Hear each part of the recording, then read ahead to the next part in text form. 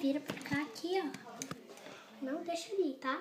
Oi, gente, tudo bem com vocês? A gente tá aqui com a minha sereia. Ó, sereia não tem roupa. Mas aqui, as bonecas sereias tem, tá? Pra fazer o cabelo da boneca, você vai precisar água engarrafada em copo,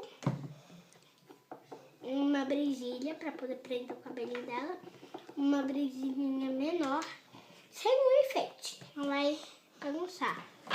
Uma tesourinha de brinquedo, se vocês tiverem, tá?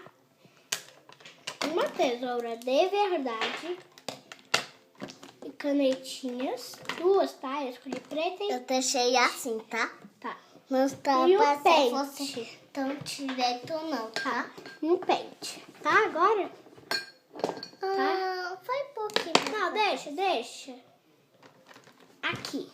Agora Você vai bom. pegar a sereia e deixar ela sentada. Deixa eu arrumar aqui a câmera. Pegar Eu ela também e deixar estou, sentada. tá, gente? Não bagunça, Thiago. Que coisa. Você vai deixar a boneca aqui.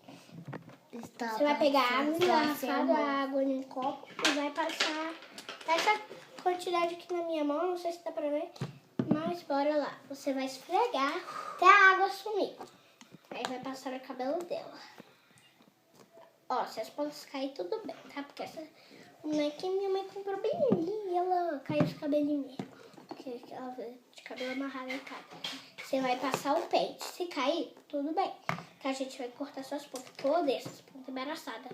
Né, Ti? Uhum. Olha aí, ó. Para, Thiago. minha mão? Não. Vai Não, ó. pentear desse jeito. Deve ficar assim. Você vai tirando os pedaços que tá caindo, tá? Agora tá. Aí você vai pegar tesoura de mentira, só pra dar uma paradinha, tá? Você vai cortar duas vezes com a tesoura de mentira. Duas vezes. Pode ser. Vai pegar a tesoura de verdade